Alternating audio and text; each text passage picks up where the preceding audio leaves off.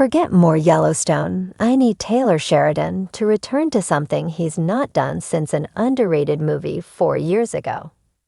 Though more Yellowstone stories are always exciting, I'd much rather see Taylor Sheridan go back to a trend he left behind in 2021 instead. Since the ending of Yellowstone, many Taylor Sheridan fans have been wondering what's next for the writer and director.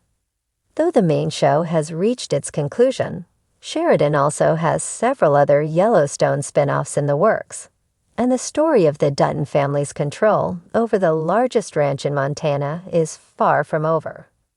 More Yellowstone stories are exciting, but I think Sheridan's talents would be put to better use by writing movies. Long before he started making shows, Taylor Sheridan made a name for himself by writing some acclaimed movies. Beginning with 2014's Sicario, Sheridan wrote some absolutely tremendous films. Hell or High Water and Wind River, for example, are two of the best neo-westerns ever made, and the rest of his work is just as impressive. Despite making such a huge name for himself as a writer of movies, Sheridan hasn't written a film in 4 years. That's far too long to go without Sheridan's impeccable movies, and I think he needs to make another film more than he needs to continue the story of Yellowstone.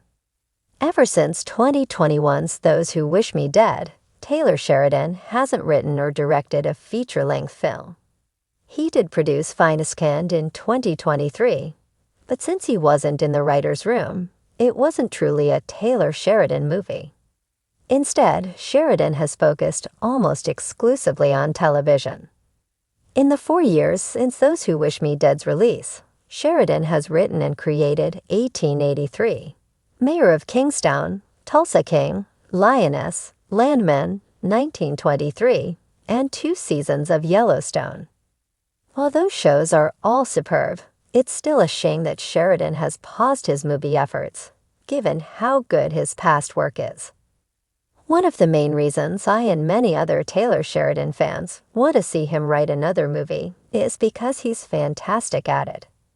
Some of Sheridan's movies are among his best work, period.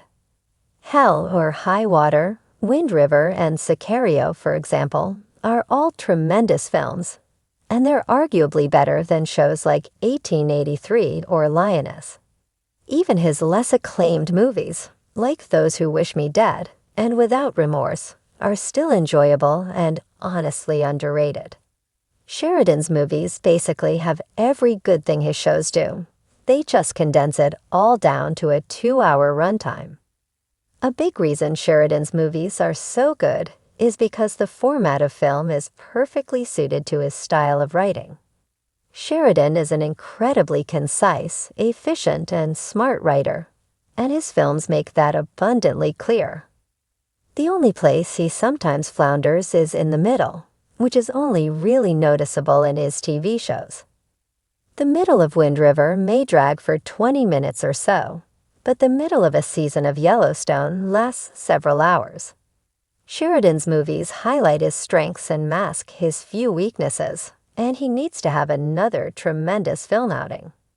Unfortunately for fans of Taylor Sheridan's movies, the writer doesn't have many upcoming projects that could be movies.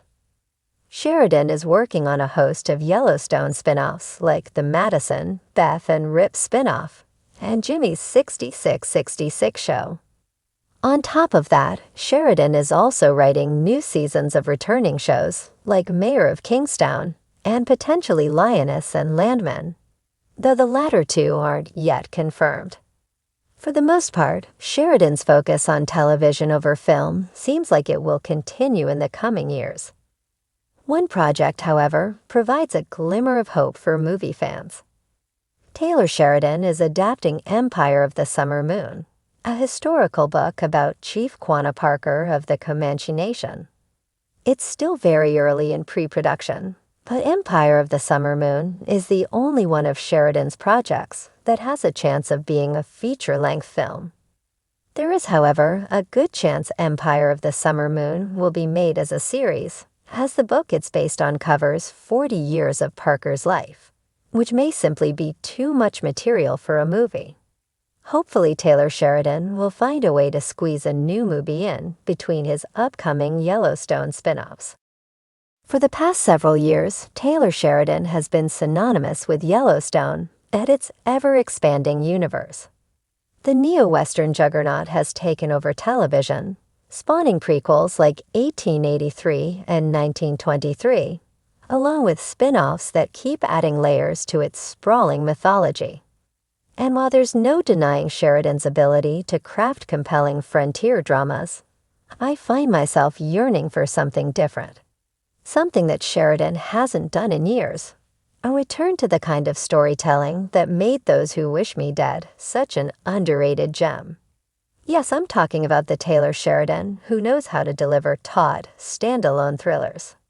The Sheridan who blends gritty survival stories with emotional depth. Those Who Wish Me Dead, released in 2021, never got the attention it deserved, overshadowed by the Yellowstone empire and pandemic-era cinema struggles. Yet within its 100-minute runtime, Sheridan delivered a pulse-pounding, character-driven thriller that felt like a throwback to a bygone era of movie-making. That's the Sheridan I want back, not another Yellowstone spin-off or an endless expansion of a cowboy soap opera, but a return to the raw, unflinching storytelling of a single, self-contained film. Why Those Who Wish Me Dead deserves more love. At its core, Those Who Wish Me Dead was an action thriller wrapped in a survival drama, starring Angelina Jolie as a smoke jumper battling PTSD, caught up in a deadly chase through the Montana wilderness. It had all the hallmarks of classic Sheridan: rugged landscapes, morally complex characters, and a tense, violent storyline that never let up. Yet, unlike Yellowstone, it wasn't about sprawling narratives stretched across multiple seasons. It was a precise, no-nonsense thriller that told its story and got out. The film may not have had the award season prestige of Wind River or the box office power of Sicario, but it embodied the kind of muscular storytelling that Hollywood is sorely missing right now. It wasn't trying to set up sequels or build an extended universe. It was just a damn good thriller. And frankly, I need more of that from Taylor Sheridan. The case for standalone thrillers. One of the biggest casualties of Hollywood's obsession with franchises and shared universes is the loss of mid-budget, adult-driven thrillers. Studios used to make movies like The Fugitive, No Country for Old Men, and A Simple Plan. Films that weren't part of a larger saga, but simply told gripping, well-crafted stories. Sheridan, more than most modern filmmakers, has the chops to bring that era back. He's proven time and time again that he can write intense, character-driven dramas that don't require multiple spin-offs to be compelling. But for the past few years, Sheridan has been locked into his Yellowstone universe, churning out show after show that, while entertaining, feel increasingly like variations of the same story. Tulsa King was fun, sure, but it still carried that Sheridan brand cowboy crime aesthetic. Mayor of Kingstown delves into crime and power, but again, it's serialized storytelling meant to keep viewers hooked for multiple seasons. What I want to see is Sheridan breaking free of these extended narratives and giving us another contained thriller that doesn't require a massive commitment to a multi-season arc. What Sheridan could do next. Imagine if Sheridan took a break from the Dutton family saga and gave us another tight, relentless thriller. A modern-day survival story, an action-packed neo-noir, or a psychological thriller set against the backdrop of the American wilderness. He's always excelled at stories about people pushed to their limits, whether it's law enforcement taking on cartels in Sicario, a game warden solving a murder in Wind River, or firefighters trying to outrun assassins in Those Who Wish Me Dead. There's an entire world of stories Sheridan could explore outside the realm of cowboys and crime families. What if he tackled a contained, high-stakes survival thriller set in Alaska? Or a tense heist film where a group of criminals tries to escape through the treacherous backcountry? Or even a gritty revenge film that strips away all the excess and delivers a lean, mean, action-packed ride. The Hollywood landscape needs this. The industry is in desperate need of more filmmakers who are willing to make these kinds of movies. Mid-budget thrillers have become a rarity, with studios either going all in on massive blockbusters or dumping forgettable, straight-to-streaming content.